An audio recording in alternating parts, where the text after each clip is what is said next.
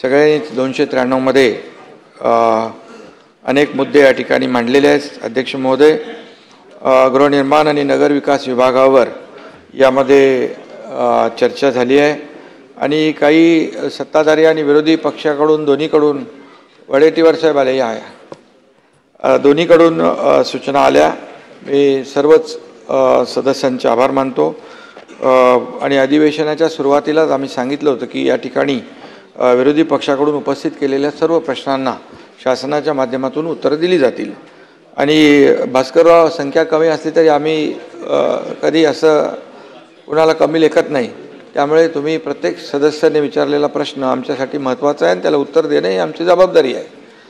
त्यामुळे मुद्द्यांकडे कुठलेही दुर्लक्ष करणार नाही। खरं म्हणजे सभागृहामध्ये विविध विषयांवर चर्चा होत असताना लोकांच्या प्रश्नांवर समस्यांवर या ठिकाणी अभ्यासपूर्ण प्रश्न काही लोकांनी विचारले, पण काही लोकांनी फक्त म्हणजे सभागृहामध्ये आरोप प्रत्यारोप करण्याचं काम केलं तरीसुद्धा ठीक आहे आणि काही लोकांनी अर्धवट माहितीच्या आधारे देखील मुद्दे या ठिकाणी मांडले। तर त्यामध्ये तरीसुद्धा जे प्रश्न विचारलेले आहेत आणि त्याला उत्तर देण्याचं काम या ठिकाणी माझं आहे आणि म्हणून स्थानिक स्वराज्य संस्थांच्या बाबतीमध्ये देखील निवडणुकांच्या बाबतीत देखील चर्चा या ठिकाणी उपस्थित केली। स्थानिक स्वराज्य संस्थांच्या निवडणुका होत नसल्याने या संस्थांवर काही वर्षांपासून शासनाचं नियंत्रण आहे आणि प्रशासक नेमल्यामुळे कामं होत नाहीत असं विजय वडेट्टीवार साहेबांनी देखील मुद्दा उपस्थित केला। परंतु आपण या ठिकाणी राज्यघटना मानतो, संविधान मानतो आणि त्यामुळे या घटनेच्या चौकटीमध्ये राहून आपल्याला विजयराव काम करावं लागतं आणि म्हणून आपणही राज्यघटनेचा संविधानाचा आदर करतो आणि म्हणून सरकारच्या मनात आलं म्हणून स्थानिक स्वराज्य संस्थेच्या निवडणुका रोखून धरल्या असं काही झालेलं नाही आणि म्हणून या ठिकाणी मी सांगू इच्छितो विजय भाऊ आणि भास्करराव आपल्याला याने विजयरावांना पण की राहुल वाघ विरुद्ध महाराष्ट्र शासन या प्रकरणामध्ये सर्वोच्च न्यायालयाने 20 ऑगस्ट 2022 रोजी निवडणूक प्रक्रियेला जैसे ते ठेवण्याचे आदेश दिले होते आणि स्थानिक स्वराज्य संस्थांच्या निवडणुका आपण राज्य शासन नाही तर राज्य निवडणूक आयोग घेत असतो हे आपल्याला माहिती आहे आणि त्यामुळे न्यायालयाच्या आदेशानुसार राज्य निवडणूक आयोगाला निवडणुका घेणं शक्य झालं नाही आणि त्यामध्ये ओबीसी आरक्षण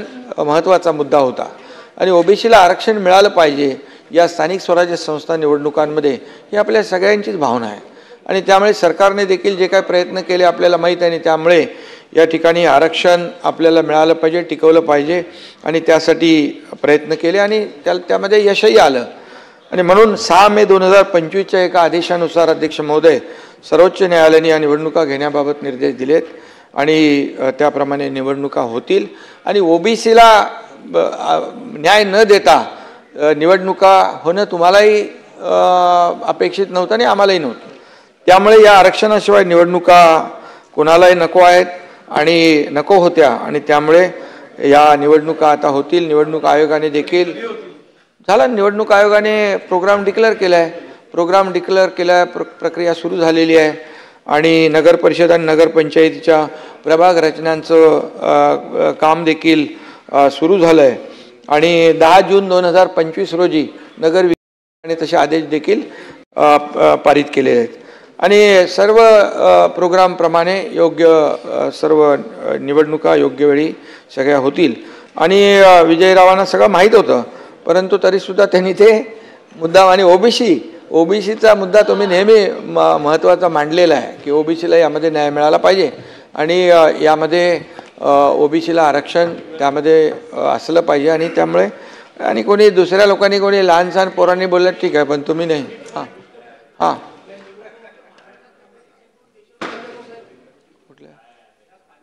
नाही, स्थानिक स्वराज्य संस्थांचा हा महाराष्ट्रातला विषय होता आणि आपल्या सुप्रीम कोर्टाने त्याला स्थगिती दिलेली आणि म्हणून विजयराव तुम्ही ज्येष्ठ सदस्य आहात आणि म्हणून निवडणुका झाल्या नसल्या तरी प्रशासक जे आहेत आपल्याला माहीत आहेत प्रत्येक ठिकाणी नानाभाऊ प्रशासक काम करत होते आणि मला वाटतं आपण जर पाहिलं तर कामाची जी काय प्रगती आहे ती जर आपण सगळा जर त्याची माहिती घेतली तर कुठेही कुठलं काम थांबलेलं नाही आणि त्याप्रमाणे विकास प्रकल्पांची कामं देखील अध्यक्ष महोदय फास्ट ट्रॅकवर सुरू आहेत आणि म्हणून येत्या 4 महिन्यामध्ये निवडणुका घ्याव्यात असा आदेश आहे. त्याप्रमाणे आपला प्रोग्राम जाहीर झालेला आहे आणि त्याप्रमाणे पुढचं काम सुरू आहे. मुंबईच्या विकासाबाबत देखील अनेक जणांनी या ठिकाणी मुद्दे उपस्थित केले आहेत, परंतु खऱ्या अर्थाने मुंबईचा भास्करराव जे काय आता 2.5-3 वर्षामध्ये आपण खरं म्हणजे प्रामाणिकपणे असं छातीवर हात ठेवून सांगा की मुंबईमध्ये बदल होतोय, मुंबईचा मेकओव्हर होतोय. आपण मुंबईचं जे काय आज विकास आपण पाहतोय तो आपल्याला जाणवतोय कोस्टल रोड माध्यमातून किंवा मी ते काय डिटेलमध्ये बोलतो, परंतु जे काही काम झालं आहे ते 2.5-3 वर्षामध्ये जे काम झालेलं आहे ते नक्की ॲक्सेप्ट केलं पाहिजे आणि म्हणून मुंबईकरांच्या जीवनामध्ये आमूलाग्र बदल घडले पाहिजे ही आमची भूमिका आहे सरकारची आणि त्याप्रमाणे आपण काम करतोय. खरं म्हणजे देशाच्या स्वातंत्र्यानंतर मुंबईची खऱ्या अर्थाने जे काही डेव्हलपमेंट आज आपण पाहतोय, विकास जो पाहतोय आपण आणि विकास जो पाहतोय तो आणि जो कायापालट होतोय तो खऱ्या अर्थाने हे आहे आणि त्यामुळे काही लोकांनी खूप टीकाही केली, परंतु आमच्यासाठी मुंबईकर फर्स्ट आहेत, मुंबईकर फर्स्ट आणि काही लोकांसाठी कॉन्ट्रॅक्टर फर्स्ट आहेत. त्यामुळे या ठिकाणी जी टीका केली आतापर्यंतच्या काळामध्ये जे काही केलं त्याची सगळी जंत्री माझ्याकडे आहे आणि म्हणून मुंबईला भास्करराव आपल्याला मोठं करायचं आहे. मुंबई आपल्याला रस्ते चांगले करतोय, आपण सुशोभित करतोय, सगळ्या गोष्टी आहेत. याला मी आपल्याला एवढंच सांगतो, मुख्यमंत्री मी झाल्यानंतर मी आणि देवेंद्रजींनी चहलला बोलवलं. चहलला बोलवल्यानंतर मी सांगितलं हे जे रस्ते आहेत हे दर पावसाळ्यामध्ये खड्ड्यांमध्ये प्रवास का करावा लागतो, का तुम्ही कॉन्क्रीटचे रस्ते करत नाही. तर चहल म्हणाले दरवर्षी आम्ही 50 किलोमीटर करतो. बोलो 50 किलोमीटर दरवर्षी करण्याचा काही नियम आहे का, काय तुम्हाला काय त्याचं बंधन आहे का. तर बोले नाही. मग आम्ही भास्करराव आदेश दिले 2 फेजमध्ये हे सगळे रस्ते झाले पाहिजे आणि आता पहिला फेज जवळपास या डिसेंबरपर्यंत म्हणजे पुढच्या डिसेंबरपर्यंत संपेल, दुसरा फेज पण डिसेंबर 27 पर्यंत कंप्लीट होईल आणि आता जे 31 मे नंतर रस्त्याची कामं बंद केलीत आणि ती रस्ते जे सेफ स्टेजला आणून ठेवण्याचं देखील आदेश दिले. आपण कुठेही अपघात होऊ नये, खड्ड्यामुळे लोकांना त्रास होऊ नये, हे सगळी आपण काळजी घेतलेली आहे आणि यामध्ये आज आपण पाहतोय की जी रस्त्याची कामं कॉन्क्रीटची होत आहेत, या कॉन्क्रीटच्या रस्त्यांमुळे पुढचे 25-30 वर्ष रस्त्याला खड्डा दिसणार नाही आणि खड्डेमुक्त मुंबई झाल्याशिवाय राहणार नाही. आणि त्याचबरोबर MMRच्या आर्थिक आणि सर्वांगीण विकासासाठी MMRD आणि MMRDमध्ये मुंबई तेच काम करते. वर्ल्ड इकॉनॉमिक फोरममध्ये त्यांचा करार झाला. मुंबईला आपण या ठिकाणी ग्लोबल फिनटेक कॅपिटल करण्याचा जो काही मोदीजींनी इकडे भाषणामध्ये सांगितलं त्याची एक सुरुवात झालेली आहे आणि खऱ्या अर्थाने मुंबई जागतिक फायनान्शियल कॅपिटल आहे, त्यामुळे ती मुंबईप्रमाणेच असली पाहिजे आणि म्हणून मुंबईला इकॉनॉमिक हब करण्यासाठी नीती आयोगाबरोबर जी बैठक झाली भास्करराव त्यांनी म्हटलं की $1 ट्रिलियन तुमचं जे गोल आहे, मी पुढे जाऊन सांगतो म्हणाले की मुंबई आणि MMR मध्येच फक्त $1.5 ट्रिलियन पोटेन्शियल आहे आणि त्यामुळे त्याच्यावर देखील आपण काम सुरू केलेलं आहे. काही लोक नेहमी म्हणतात की मुंबई निवडणूक आले की मुंबई तोडणार, पण हे मुंबई तोडण्याचं काम नाही, मुंबई जोडण्याचं काम आम्ही करतो आहे आणि मुंबईला जगाशी जोडण्याचा प्रयत्न या ठिकाणी होतोय. हे आपलं मान्य केलं पाहिजे. हे समोर दिसतंय, समोर कामं दिसत आहेत. कोस्टल रोड असेल, अटल सेतू असेल, मेट्रो असेल, ह्या सगळ्या ज्या काही बाबी आहेत या आपल्या समोर आहेत. त्याच्या पार्श्वभूमीत इतिहासात मी जात नाही, कोणी बंद केल्या, कोणी काय केलं, कोणी थर्ड स्टेप घेतला. आम्ही त्याच्यामध्ये जेव्हा सरकार आल्यानंतर महायुतीचं ताबडतोब या ठिकाणी हे सर्व स्टे हटवले आणि त्याला कामाला चालना दिली. डबल मशिनरी लावली, डबल मॅनपॉवर लावायला सांगितली आणि काम जे वेगाने व्हायला पाहिजे ते आम्ही केलेलं आहे. आणि त्यामुळे मी आपल्याला सांगतो की राज्य सरकार प्रामाणिकपणे मुंबईसाठी जे काही करते आहे ते आपल्या समोर आहे आणि म्हणून आगामी काळामध्ये अध्यक्ष महोदय मुंबईचं GDP देखील दुप्पट होणार आहे आणि या सर्व प्रकल्पांमुळे या सगळ्या योजनांमुळे मुंबई या ठिकाणी नक्कीच एक बदल झालेला आपल्याला दिसेल। आणि काही लोकांनी याच्यामध्ये म्हटले मराठी माणसासाठी काय केलं, मराठी माणसांना काय केलं, मराठी माणसांच्या नावाने आज गळे काढतायत। मी एवढंच सांगतो की गेल्या अनेक वर्षात मुंबईतला मराठी माणूस हा मुंबई बाहेर का फेकला गेला, मुंबई बाहेर का फेकला गेला, तो बदलापूर वांगणी इकडे अंबरनाथ पर्यंत गेला, इकडे वसई विरार नाला सोपाऱ्यापर्यंत गेला, हे कुणामुळे गेला याचा विचार करण्याची गरज आहे, आत्मपरीक्षण करण्याची गरज आहे। आणि आपल्याला मी सांगतो आम्ही आत्ता या ठिकाणी मुंबईसाठी अभ्युदयनगर, BDD नगर, खाणके बिल्डिंग ही किती लोक आहेत, ही लोक मुंबईच्या बाहेर गेली, डेव्हलपर काम घेतलं सोडून दिलं, 10, 15, 20 वर्ष त्यांनी काम सोडलं। गोरेगाव मधली पत्राचाळीतली 672 लोकांची घरं हडप करून ती जमीन अमराठी बिल्डरला विकून तो बिल्डरही पळून गेला की किती लोक कोणी या करोडो रुपयांची माया गोळा केली याचं देखील उत्तर देण्याची आवश्यकता आहे। BDD चाळीमध्ये अध्यक्ष महोदय 195 चाळीमध्ये 16,000 लोक मराठी माणसं राहतात आणि तिथल्या मराठी माणसांचा आक्रोश इतके वर्ष कानी पडला नाही, हा माझा सवाल आहे। आणि म्हणून हजारो मराठी कुटुंबांना संक्रमण शिबिरामध्ये ठेवण्यात आलं, खुराड्यासारखी घरं आहेत, काय परिस्थिती आहे याची कधी कोणी विचार केला? आणि तिथं ज्या पद्धतीने मध्ये राहणारे लोक मराठी नाहीत का? आणि म्हणून ह्या सगळ्या ज्या काही बाबी आहेत ह्या पहिलं दुसऱ्याकडे बोट दाखवताना 3 बोटं आपल्याकडे असतात हे देखील लक्षात ठेवलं पाहिजे।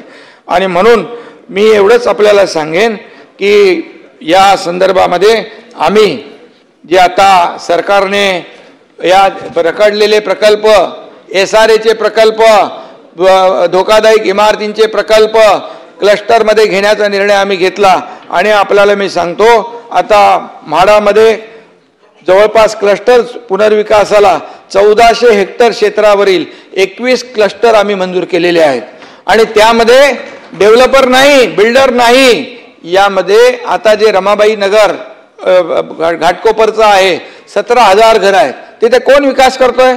आता तिथे SRA आणि MMRDA करते।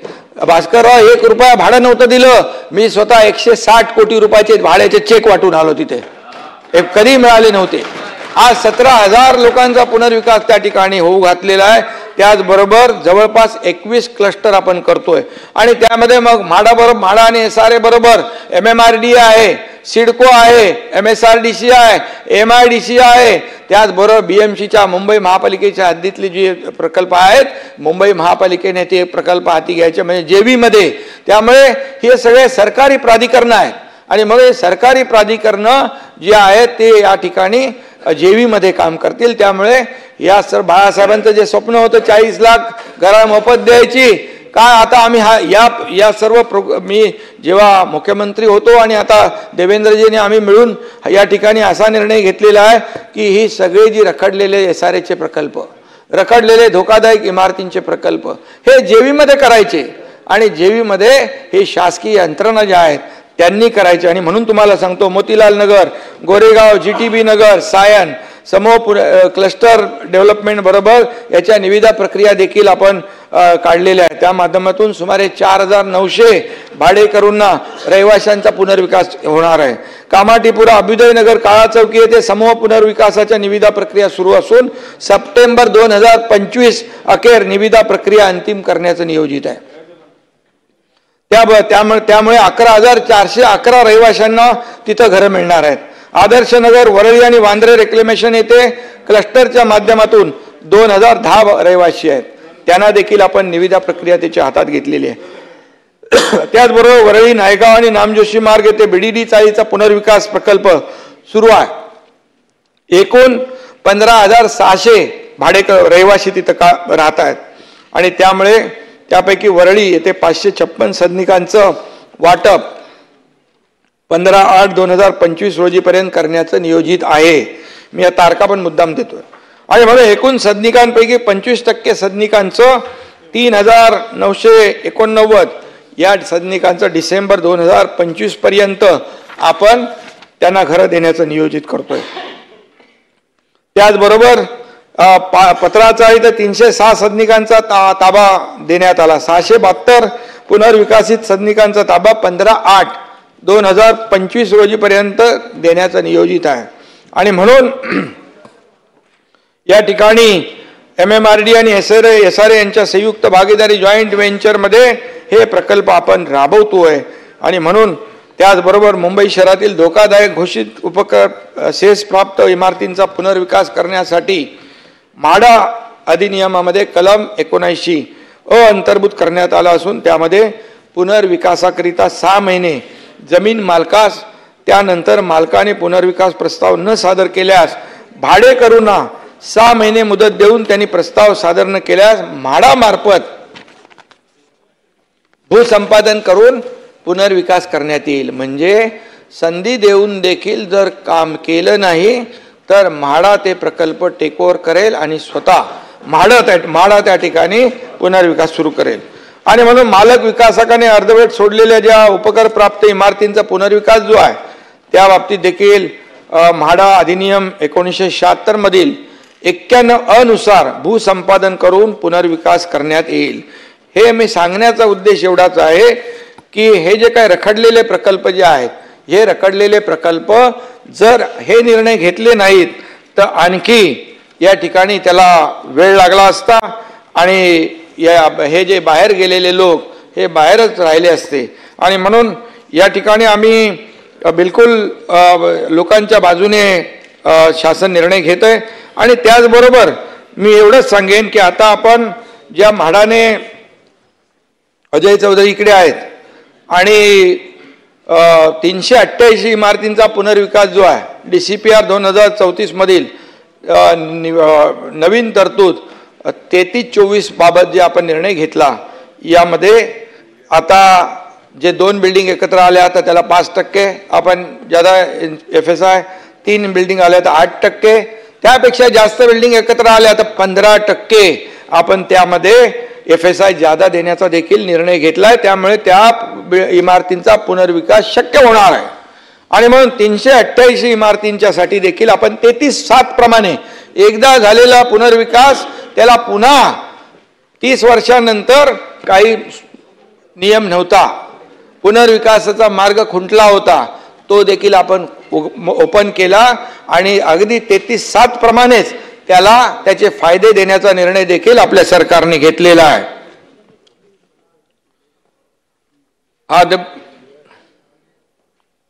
आणि त्याचबरोबर दिलीप लांडे देखील यांनी 2008 पासून रखडलेले जे प्रकल्प होते त्याला देखील मला वाटतं आपण त्याला चाव्या पण दिल्या ना,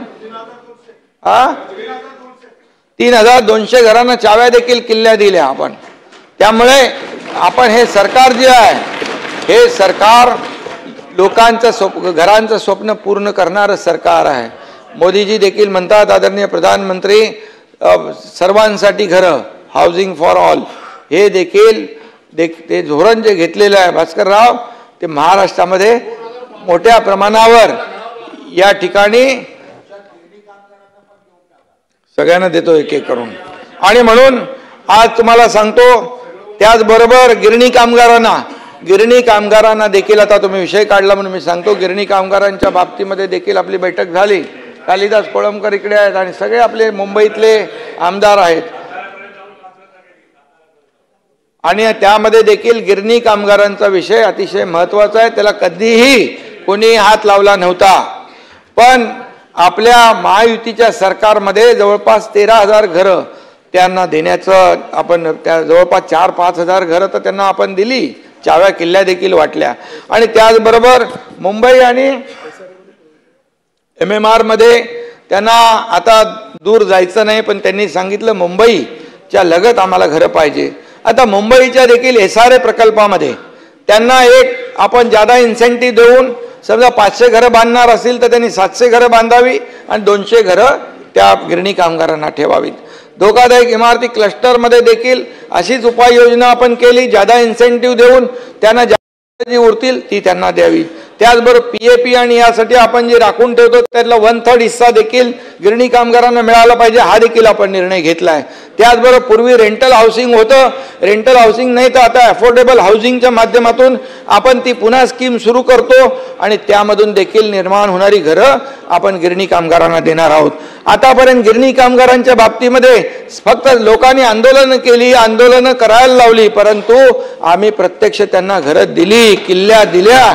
आणि आता 1 लाख लोकांचा ॲपच्या माध्यमातून आम्ही सर्वे केला.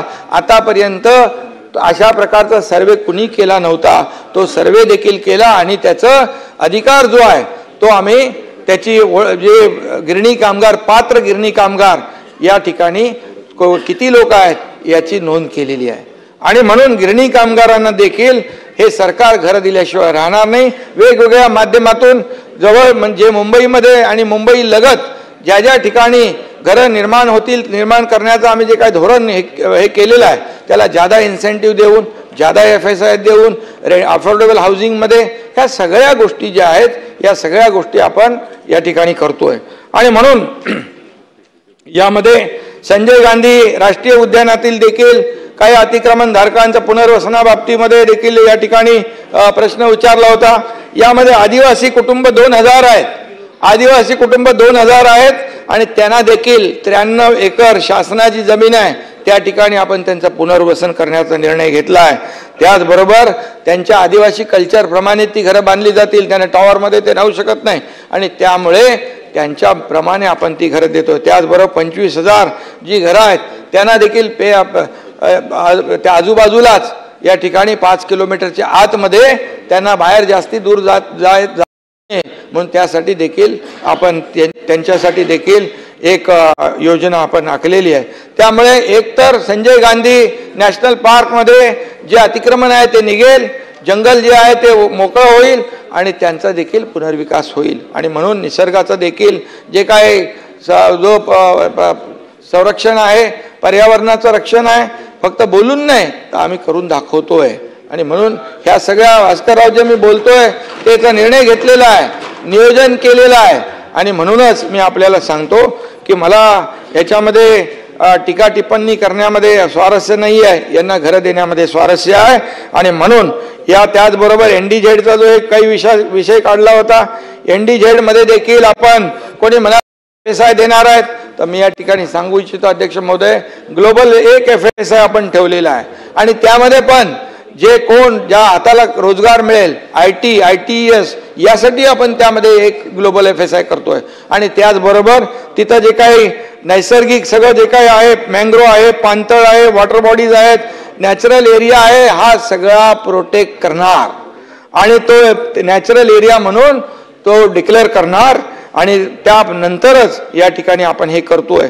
आणि त्यामुळे NDZ मध्ये काही जे काही स्लम आहेत आणि झोपडपट्ट्या आहेत आणि अनेक वर्षापासून NDZ झोपडपट्टी धारक राहत आहेत, त्यांचा पुनर्विकास देखील या ठिकाणी SDZच्या माध्यमातून या ठिकाणी करता येईल.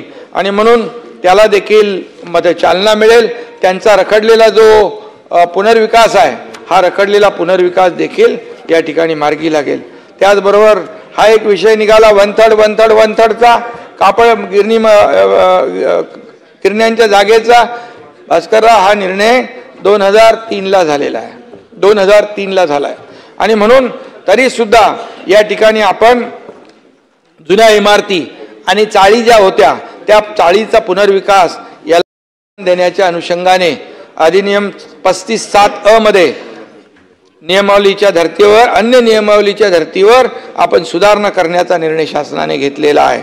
आणि त्यासंबंधी महाराष्ट्र प्रादेशिक नगररचना अधिनियम 1966चा कलम 37(1) क अन्वये फेरबदलाच्या सूचना निर्गमित करण्यात येत आहेत.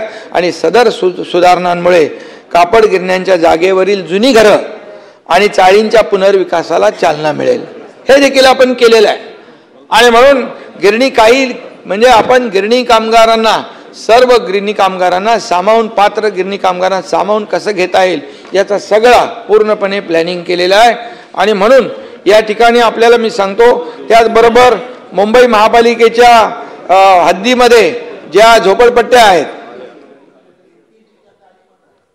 NTCच्या चाळी याच्यात घेतल्यात, आपण घेतलेल्या आहेत. आणि त्यामुळे या सगळ्या जे काय आहेत त्यामध्ये देखील 64 झोपडपट्टी पुनर्वसन योजनाखाली राबविण्यासाठी मुंबई महापालिकेला आपण प्राधिकृत केलेलं आहे। त्यांच्या हद्दीतल्या ज्या काही झोपडपट्ट्या आहेत त्या त्यांनी या ठिकाणी महाराष्ट्र प्रादेशिक नगर रचना अधिनियम 1966 चे कलम 154(1) अन्वये त्यांना आपण 28/3/2025 रोजी निर्देश निर्गमित केलेले आहेत। त्यामुळे मुंबई महापालिकेत देखील मुंबई महापालिकेच्या हद्दीतल्या स्लम आहेत त्याचा देखील विकास होईल। आणि त्याचबरोबर नवीन गृहनिर्माण धोरण आपण आणलं।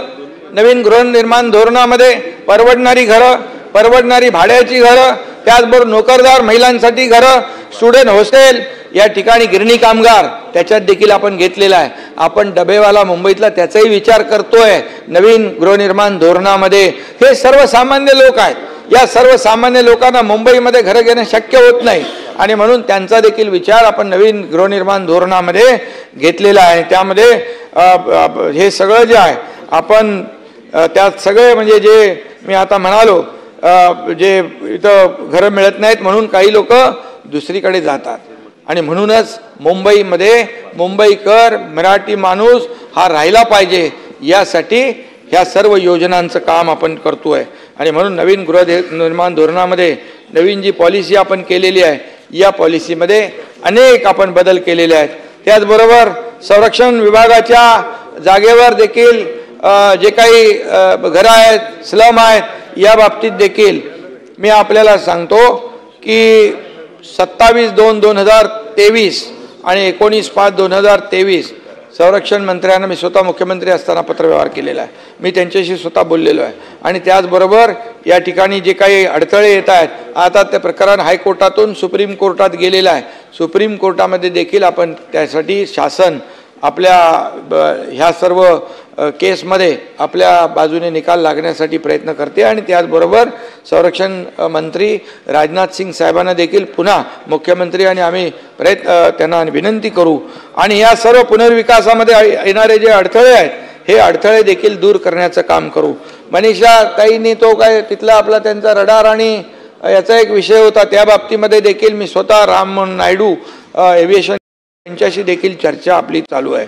आणि म्हणून या सगळं जे आहे मुंबईमध्ये ज्या काही केंद्र सरकारशी निगडीत जे प्रश्न आहेत हे सगळे मुख्यमंत्री महोदय आणि आम्ही मिळून यासाठी प्रयत्न करू आणि त्या ठिकाणी मार्ग काढण्याचा प्रयत्न करू। त्याचबरोबर या ठिकाणी फनेल झोन जो आहे, फनेल झोनच्या संदर्भामध्ये देखील या ठिकाणी अनेक सदस्यांनी चर्चा केली। फनेल झोनमुळे हाईट रेस्ट्रिक्शनमुळे वरती जाता येत नाही, आपल्याला हाईट वाढवता येत नाही आणि त्यामुळे हे आपण फनेल झोन मधली घरं लाखो लोक राहत आहेत आणि फनेल झोन हा विषय अतिशय मुंबईकरांच्या दृष्टीने किती आमदार आहेत त्यांच्या दृष्टीने अतिशय महत्त्वाचा आहे आणि म्हणून फनेल झोनमध्ये भास्करराव आतापर्यंत कधी कुणीही, कारण फनेल झोन आहे त्याच्यावर आम्ही काय करणार असंच करून सगळे थांबले। परंतु आपल्या सरकारने, मी नगरविकास मंत्री असताना त्याला चालना दिली।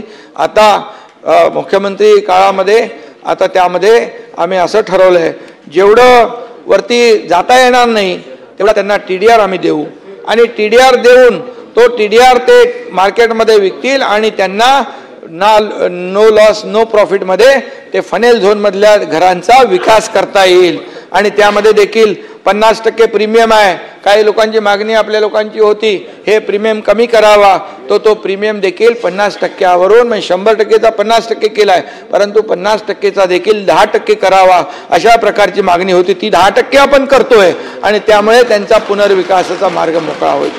त्यामध्ये देखील जो FSI आपण देतोय तो बेस वर देतोय आणि त्या पोटेन्शियलवर FSI पाहिजे अशी मागणी आपण काही लोकांनी केली होती आणि त्या बाबतीत देखील बेस प्लस इन्सेंटिव्ह यावर FSI देण्याचा निर्णय आपण घेतलाय।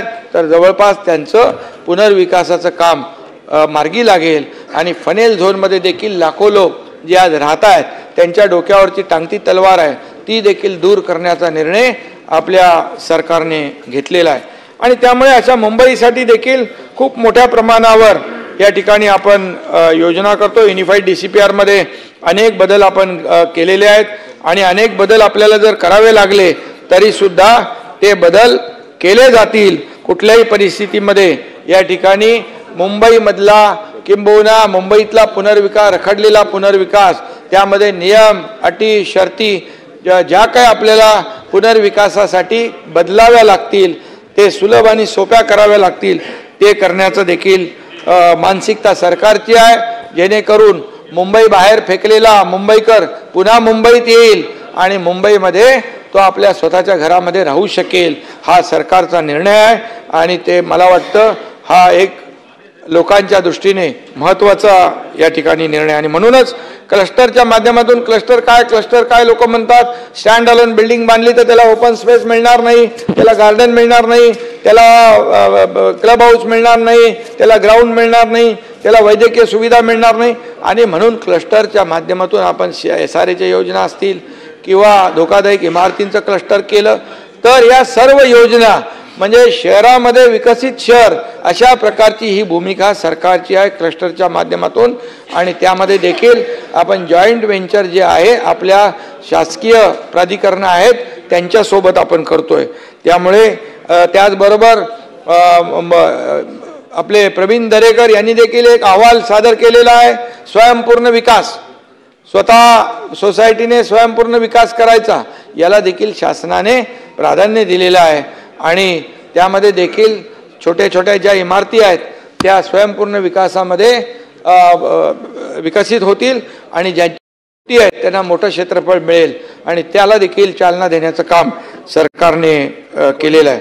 आणि म्हणून खऱ्या अर्थाने मी आपल्याला एवढंच सांगतो, हे सगळं जे काही शासनाने निर्णय घेतलेले आहेत हे आतापर्यंतच्या निर्णय, कोळीवाड्याच्या बाबतीमध्ये देखील आपण निर्णय घेतलेत. कोळीवाड्याचा पुनर्विकास झाला पाहिजे, त्याचं सर्व तिथल्या ज्या काही अडचणी आहेत त्या दूर झाल्या पाहिजे. आणि या सगळ्या ज्या काय ह्या अडचणी दूर करण्यासाठी युनिफाईड DCPRमध्ये जे बदल घडवायचे आहेत हे बदल घडवण्याचं काम या ठिकाणी सरकारच्या माध्यमातून आपण करतोय. आणि म्हणून धारावीचा देखील विषय काही लोकांनी घेतला आहे. धारावीमध्ये देखील 1,40,000 झोपड्यांचं सर्वेक्षण झालेलं आहे. मला एवढंच सांगायचं आहे की जवळपास हा जो प्रकल्प आहे हा देशातला नाही जगातला मोठा प्रकल्प आहे. आणि धारावीमध्ये काय परिस्थितीमध्ये लोक राहतात, कशी परिस्थिती राहतात बघा जाऊन. त्या ठिकाणी गटारं बाहेर ओपन आहेत, शौचालयाच्या बाजूला लोक राहतात, घाण सगळं दुर्गंधी आहे, ते काय माणसं नाहीत. आणि मग अशा परिस्थितीमध्ये बिल्डरच्या घशात जागा घातली. अरे बिल्डरच्या घशात नाही, तो DRPला जागा देतो आपण. DRP म्हणजे धारावी रिडेव्हलपमेंट प्रोजेक्ट, त्यामध्ये सरकार पण देखील भागीदार आहे. आणि त्यामुळे हे पहिलं तर समजून घेतलं पाहिजे की आपण सगळं जे काय करतो ते अदानीला देतोय अशी वस्तुस्थिती नाही आहे. त्या ठिकाणी आज सर्वेक्षण करून लोकांना कळलेलं आहे की बाबा इथं आमचा पुनर्विकास होईल. आणि या ठिकाणी मला एवढंच सांगा की अध्यक्ष महोदय, यामध्ये पूर्वी जो सेकलिंग नावाचा जो विकासक होता त्याला काढला कोणी, का काढला, कशासाठी काढला हे देखील सगळ्यांना माहीत आहे.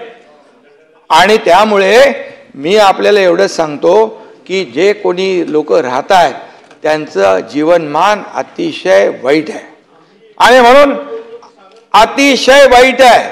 आणि म्हणून धारावीतल्या लोकांनी देखील स्वतःचा पुनर्विकास जो आहे हा कुणामुळे अडतोय, आपल्याला जीवनमान आपलं जर खऱ्या अर्थाने. आणि पूर्वी निर्णय जेव्हा घेतला पूर्वीच्या सरकारने, आम्ही यायच्या अगोदर त्यावेळेस फक्त पात्र घरांना घर द्या म्हणून होता. आम्ही आल्यानंतर पात्र अपात्र सगळ्यांना घर देण्याचा निर्णय आपल्या सरकारने घेतलाय. म्हणाल त्याला एवढा TDR दिला त्याची मोनोपॉली होईल. TDRला कॅपिंग नव्हतं, महायुती सरकारनं त्याला कॅप लावली. कुठल्याही परिस्थितीमध्ये कुणाची एकाची मोनोपॉली राहता कामा नये हा देखील निर्णय आपण घेतला. आणि आता त्या ठिकाणी प्रत्यक्ष जी रेल्वेची जागा केंद्राकडून मिळाली तिथं प्रत्यक्ष भास्करराव, विजयराव काम सुरू झालेलं आहे, प्रत्यक्ष काम सुरू झालंय. जी रेल्वेची जागा मिळाली, का त्याला विरोध करायचा? आपल्याला मोठमोठे बंगले पाहिजे, चांगली घरं पाहिजे, सगळं पाहिजे आणि त्यांनी खितपत पडायचं त्याच्यामध्ये. आता जर घरं झाली 1.5 लाख 2 लाख, त्या घरांमध्ये तिथे व्यवसाय करतात, किती मोठी इंडस्ट्री आहे, त्या ठिकाणी सगळे लोक रोजगार बघून बाहेरून बघायला लोक येतात, काय धारावी आहे. आता घरं झाल्यानंतर एक घर कमीत कमी 1 कोटीचं होईल. का त्या माणसाला आपण वंचित ठेवतो विकासापासून? आम्हाला कोणाशी डेव्हलपरशी घेणं देणं नाही, परंतु आज धारावीमध्ये 1-1.5-2 लाख लोक जी खितपत पडलेली आहेत, जी अतिशय दुर्गंधीमध्ये राहतात, नरक यातना भोगतात, त्यांच्याबद्दल कधी विचार होणार की नाही? आणि म्हणून या ठिकाणी कुठल्याही परिस्थितीमध्ये जी जमीन कोणाला आपण देतोय पुनर्वसनासाठी, डेव्हलपरला देत नाही, DRP ला देतोय. DRP म्हणजे धारावी रिडेव्हलपमेंट प्रोजेक्ट.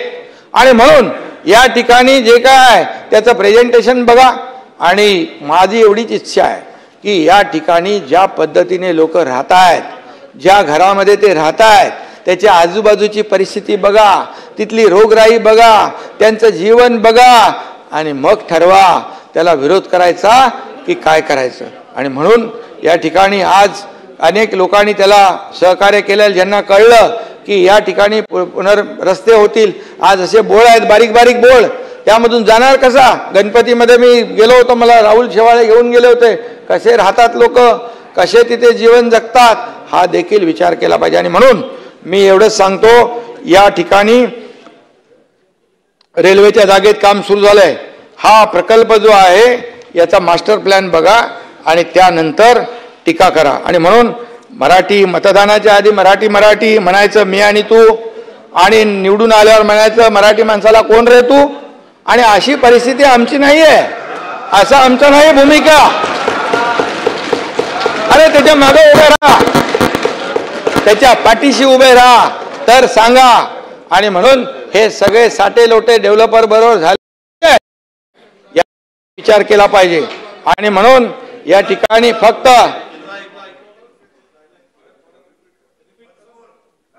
एकदाच होतं ते, एवढा आवडला.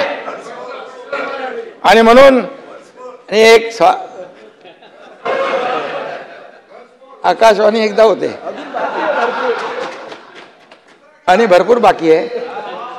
त्यामुळे खऱ्या अर्थाने काय फक्त स्वार्थाचा झेंडा आणि सत्तेचा अजेंडा राबवायचा एवढंच माहीत आहे. एवढं विजयराव तुमच्याबद्दल मी बोलत नाही, तुम्हाला मुद्दाम मी सांगतो की तुम्ही समजदार आहात.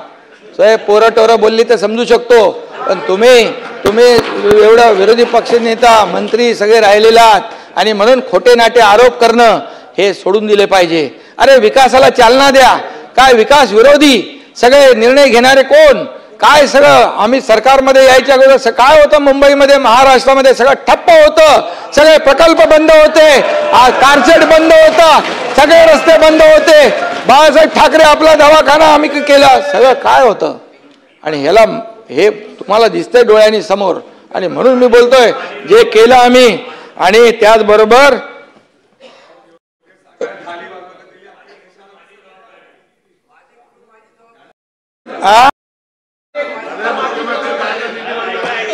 बांगलादेशी रोहिंग्यांच्या पाठीशी कोण राहिलं?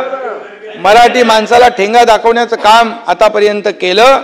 आणि म्हणून मी या ठिकाणी सांगतो, मुंबईमध्ये बांगलादेशी झोपड्या किती वर्ष सरकार, किती वर्ष सत्ता मुंबई महापालिकेची राबवली, कोणी त्यांना नळ कनेक्शन दिलं, कोणी त्यांना सुविधा दिल्या, हे सगळं आहे. आणि म्हणून मी यासाठी जास्त काय आरोप आपल्याला मला करता येत नाही, करू नये. आणि मी एवढंच सांगतो की भ्रष्टाचाराचे आरोप केले. कोणावर भ्रष्टाचाराचे आरोप करता? अरे कोविडमध्ये खिचडी चोरणारे, डेड बॉडी बॅग चोरणारे, कोविडमध्ये कोणावर आरोप करता तुम्ही?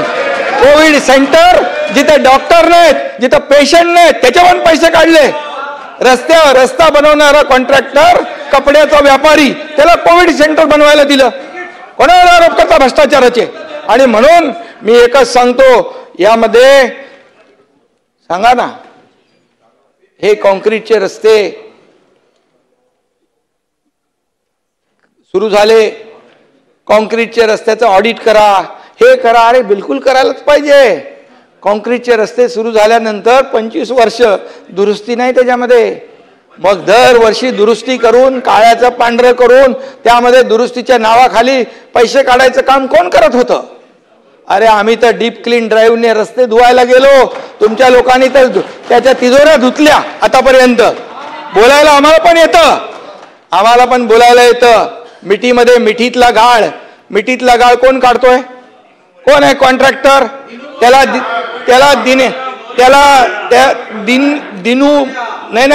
दिनू मोरे नाही दिसला, मराठी माणूस नाही दिसला, दिनू मोरिया दिसला. आता त्या मोर्याने तोंड उघडलं तर कितीतरी लोकांचा मोर्या होईल.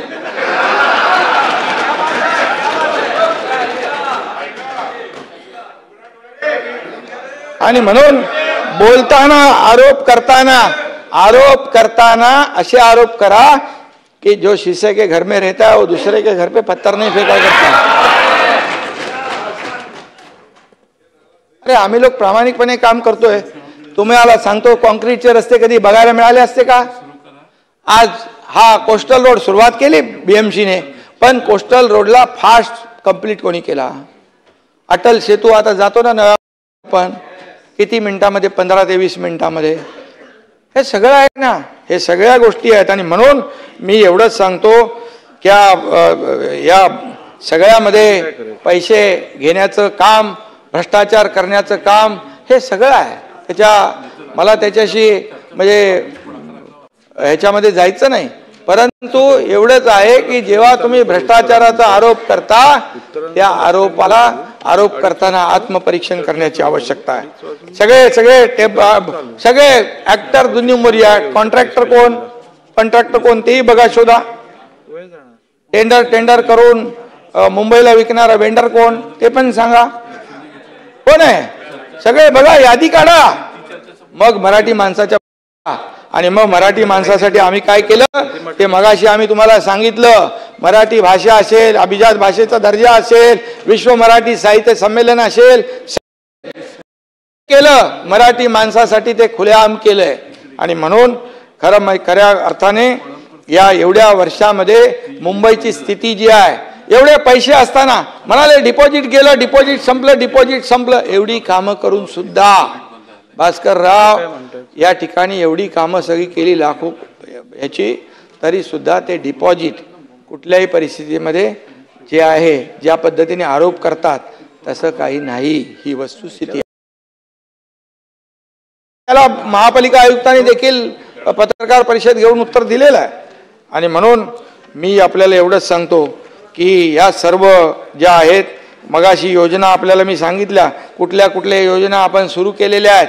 SRAच्या योजना, म्हाडाच्या योजना, बंद पडलेल्या योजना कोणी सुरू केल्या. इथं जितेंद्र आव्हाड आले. आता जितेंद्र आव्हाड मंत्री होते, त्यांना विचारा, ते नगर विकास खातं माझ्याकडे होतं. जेव्हा यायचे फाईल घेऊन मी सही करायचो की नाही, ताबडतोब उभ्या सही करायचो. आणि त्याचबरोबर अरे पॉझिटिव्ह घेतलं ना, त्याचबरोबर हो तुमची त्याचबरोबर मी आव्हाड साहेब तुमची स्तुती घ्यायला नाव घेतलं बसा.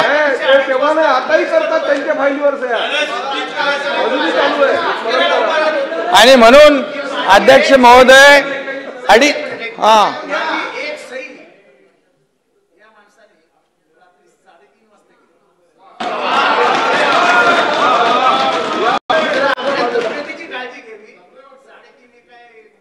करण्याची वेळ नाही, बरं, पण 3:30 करावं लागेल. अध्यक्ष महोदय, पहाटे 3:30 बोलतो.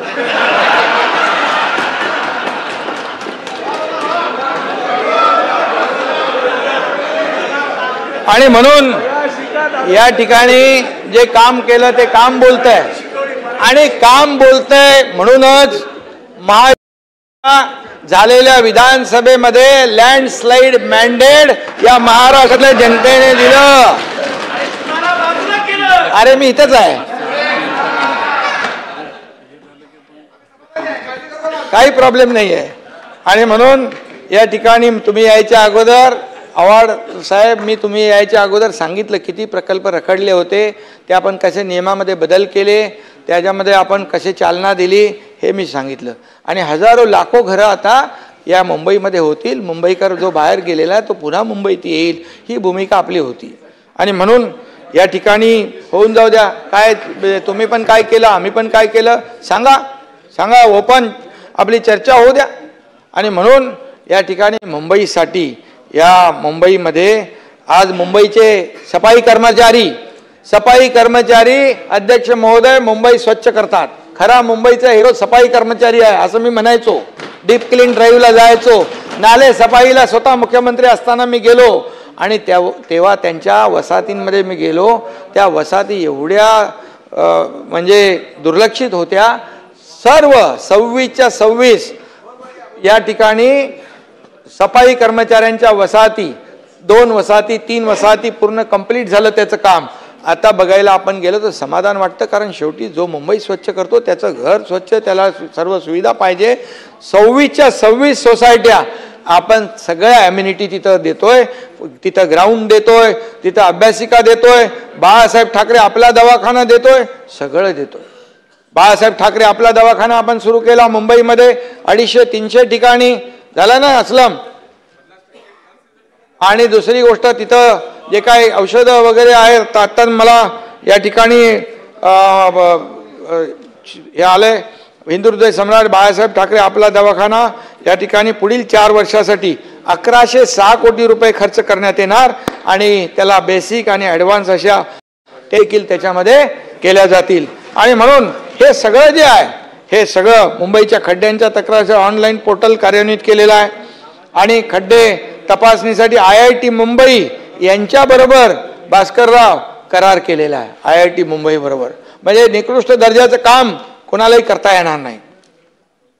आणि म्हणून मी अध्यक्ष महोदय, या खऱ्या अर्थाने या सफाई कर्मचाऱ्यांच्या वसाहती देखील चांगल्या झाल्या पाहिजे यासाठी आपण काम सुरू केलेलं आहे. एवढंच नाही तर त्यांच्या मुलांसाठी आपण योजना सुरू केली. त्यांना उच्च शिक्षण घ्यायचं असेल, परदेशी जाऊन शिक्षण घ्यायचं असेल तरी सुद्धा मुंबई महापालिकेने एक योजना सुरू केली. सफाई कर्मचाऱ्याच्या मुलांनी काय सफाईच करावी असं काही नाही आहे, ती देखील योजना आपण करून घेतली. ही योजना सुरू करणं हे पहिल्यांदा महाराष्ट्राच्या इतिहासामध्ये होतंय. आणि म्हणून याबरोबर रस्ते जाऊ द्या, स्वच्छता जाऊ द्या, STPचे प्लॅन्ट आत्तापर्यंत 15-20 वर्षामध्ये मुंबई महापालिकेचा एकही STP प्लॅन्ट नाही. असलम आहे का? आता होतोय म्हणजे कोणी केला आहे. आणि म्हणून या ठिकाणी STPचं प्लॅन्ट नसल्यामुळे पूर्ण काळं प्रदूषित पाणी आपण समुद्रात सोडतोय, समुद्र पूर्ण प्रदूषित होतोय. आता STP आपण प्लॅन्ट सुरू केल्यामुळे या ठिकाणी समुद्रातलं प्रदूषण कमी होईल, पाणी निळशार होईल, लोकांना त्याचा फायदा घेता येईल. का नाही केलं हे सगळं करण्याच्या गोष्टी होत्या. आणि म्हणून गेल्या 25 वर्ष 20 वर्ष जे काय सोन्याची अंडी देणारी कोंबडी असं समजून काही लोकांनी काम केलं, हे दुर्दैव आहे. आणि म्हणून हे दुर्दैव आहे. आणि म्हणून या ठिकाणी मी एवढंच सांगेन की मुंबई आहे आणि ही मुंबई राज्याची आणि देशाची खऱ्या अर्थाने आर्थिक राजधानी आहे. आणि म्हणून मुंबईसारखं मुंबई आपल्याला मिळाली. आज बघा, आज तिथे बघा वरून जाताना ते सीलिंकवर कुठे परदेशात आलो का असं भास होतो. सगळं आपण जे बनवलं तिकडं स्ट्रक्चर, इन्फ्रास्ट्रक्चर, आज त्याला खऱ्या अर्थाने दाद द्यायला लागेल. आणि म्हणून हे सगळं जे केलंय वंतड तर झालं आपलं. आणि गिरणी कामगार देखील या ठिकाणी गिरणी कामगारांच्या बाबतीत देखील आपण निर्णय घेतोय. त्याचबरोबर या सर्व गिरणी कामगारांच्या बद्दल आतापर्यंत कोणी म्हणजे जे प्रयत्न करायला पाहिजे होते ते प्रयत्न झाले नाही दुर्दैवाने, पण ते आपण आता करतोय. आणि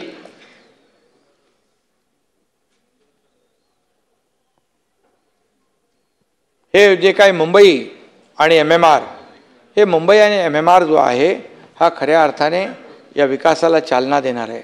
आता आपण अटल सेतू केला भास्करराव, अटल सेतू सुरू झाला, तिथं 2 तास लागायचे तर 20 मिनिटामध्ये मुंबईतला माणूस तिथे पोहोचणार एअरपोर्टला.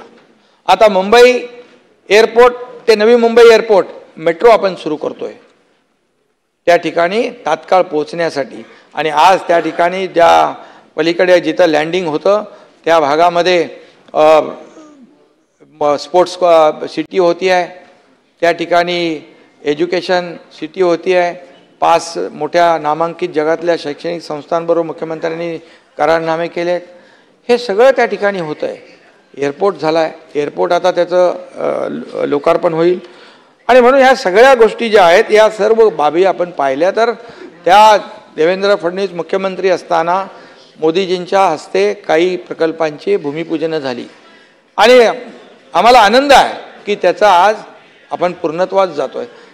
मुंबई पुणे अजितदादा गेले, मुंबई पुणे हा जो ॲक्सेस कंट्रोल रस्ता आहे द्रुतगती मिसिंग लिंक जगातला रुंद टनेल आहे, जगातला 5+5 लेनचा.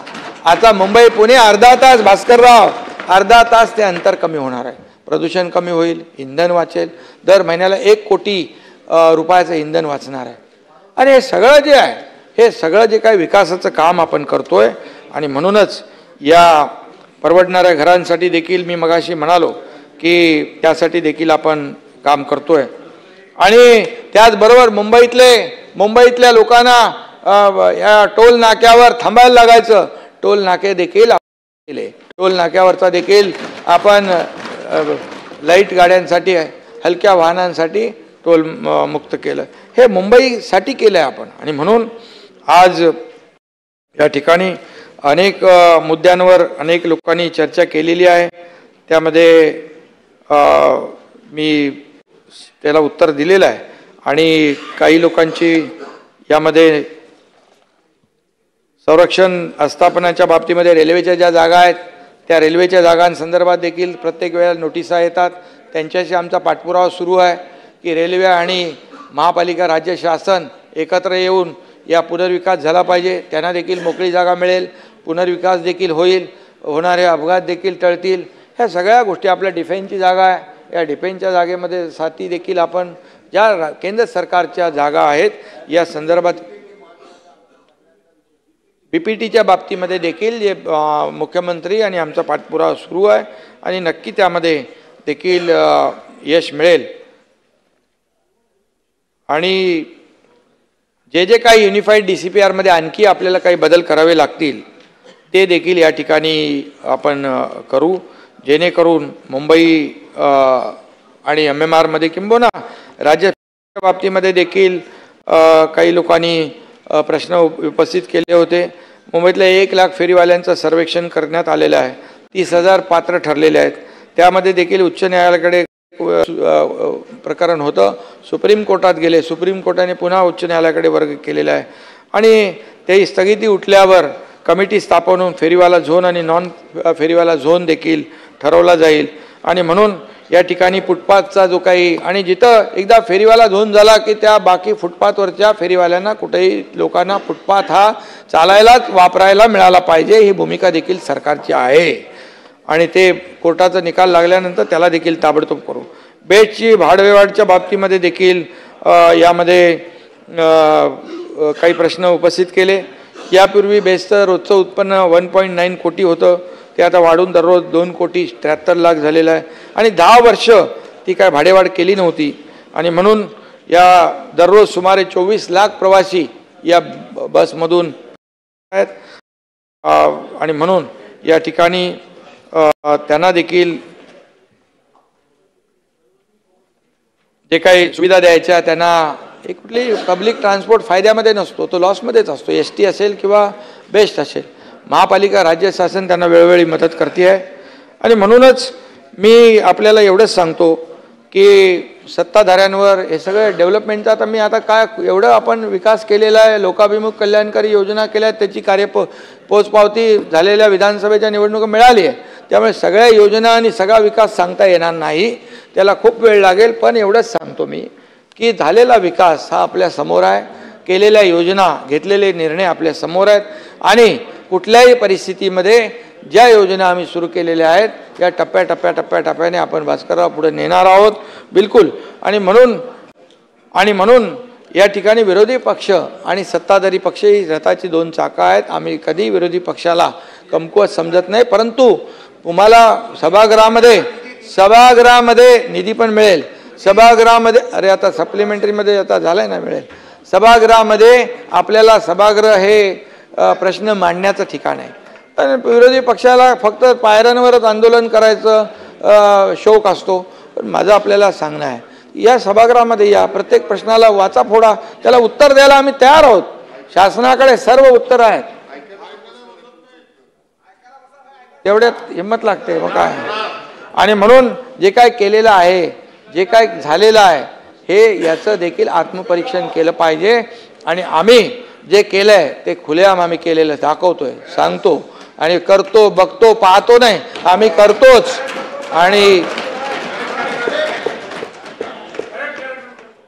आणि अडवून दाखवतो ही आमची वृत्ती नाही. वाढवण बंदर किती मोठं वाढवण बंदर, ते तर ठीक आहे, डेव्हलपमेंट चालू आहे, त्याला 76,00,000 कोटी आदरणीय प्रधानमंत्री महोदयांनी दिलेले आहेत. त्याच्यामध्ये देखील मोठं तिकडे आपण विकसित करतोय. ते देखील एक मुंबई ते विरारपर्यंत आपण हा रस्ता घेऊन जातोय, सीलिंग घेऊन जातोय. आता बांद्रा ते वर्सोवा सीलिंग झाला की वेस्टर्न मुंबईची ट्रॅफिक कमी होऊन जाणार आहे. आणि म्हणून हे सगळं जे केलंय. आणि म्हणूनच मी आपल्याला एवढंच काय झालं, मला बोलून तर हो द्या, नंतर तुम्हाला मला बोलायला सगळं येतं ना, माझ्याकडे पण सगळं आहे, चिट्टा पिट्टा सगळं आहे माझ्याकडे, परंतु मी मुद्द्यावर बोलतो.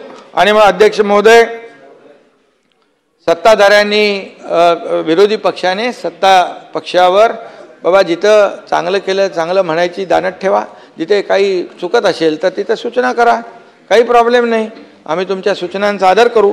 आणि म्हणून या ठिकाणी एवढंच सांगतो, राज्यात असलेल्या विकासाकडे पाहताना डोळे बंद करून पाहिलं तर अंधारच दिसणार आहे, उजेड दिसणार नाही. आणि म्हणून विरोधी पक्ष म्हणून फक्त विरोधाला विरोध करू नका. खोट्या नाट्या आरोपांचा सिलसिला चालू ठेवला तर विनोदी पक्ष म्हणून लोक बोलू लागतील. विरोधी पक्ष नाही, विनोदी पक्ष म्हणून बोलतील लोक, तुम्हाला नाही बोलत. आणि म्हणून या ठिकाणी मी एवढंच सांगतो जाता जाता की आपण जे काही केलंय, जे तुम्ही जसं बोलाल, जे आपण आरोप कराल त्याला बेस असला पाहिजे, त्याला खऱ्या अर्थाने वस्तुस्थिती असली पाहिजे, वास्तवता असली पाहिजे. केलेलं काम आपल्या समोर आम्ही ठेवलेलं आहे. आणि म्हणून मी विरोधी पक्षाला एवढंच सांगेन की हे सभागृह जे आहे आणि अध्यक्ष नेहमी सगळ्यांना संधी देतात, किती प्रश्न, किती लक्षवेध्या, किती चर्चा यामध्ये करण्याची संधी देतात आणि त्या संधीचा आपण लाभ घेतला पाहिजे. फक्त आपण स्टंट करून आणि आरोप करून या ठिकाणी लोकांचे प्रश्न सुटणार नाहीत. आणि तर जाता जाता मी एवढंच सांगतो, एक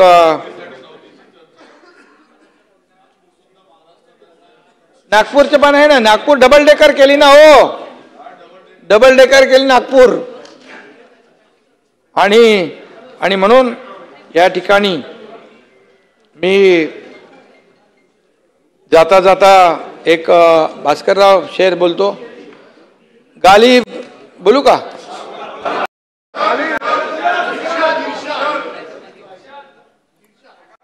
इर्षाद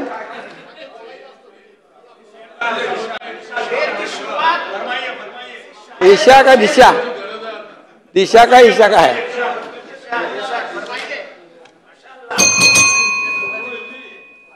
गालिबता उम्र ये भूल करता रहा, गालिबता उम्र ये भूल करता रहा, धूल चेहरे पर थी आईना साफ करता रहा. आणि इथं तुमच्या डोळ्यामध्ये धूळ आहे. आणि म्हणून धूळ साफ करा डोळ्यावरची, स्वतःची फसवणूक करून घेऊ नका. जरा उघड्या डोळ्यांनी बघा, उघड्या डोळे बघा नीट, तर आपल्याला दिसेल महाराष्ट्र नीट. सभागृहाने